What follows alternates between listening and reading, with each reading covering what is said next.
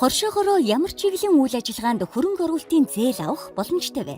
Стандартын шаардлага хангасан малын хашаа хороо сарвч худалдан авах, шинээр барьж байгуулах, худаг барих, малын тижээлийн ургамал тариалах, тижээл үйлдвэрлэлийн цех байгуулах, ноос ноолуур арьс шир бэлтгэх, анхан шатны тордолт хийх, дайвар бүтээгдэхүүн үйлдвэрлэх, малын гаралтай түүхийдийг агуулах, зойр, хөргүүр ажилуулах, мал бордох чиглэлийн үйл ажиллагаа явуулах, мах сүү цагаан эдээ бэлтгэх, боловсруулах үйлдвэрлэл эрхлэх.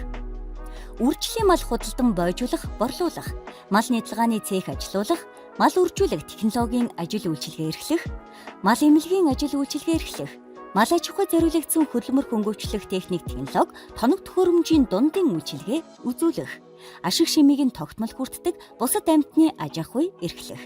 Үйл ажиллагааны төсөл төлөвлөгөөгөө боловсруулахад хэрэгтэй заавар зөвлөмжтэй та шинэ хоршоо цэгмийн вебсайтаар орж үзэн танилцаарай. Лавлах утас 1800 2024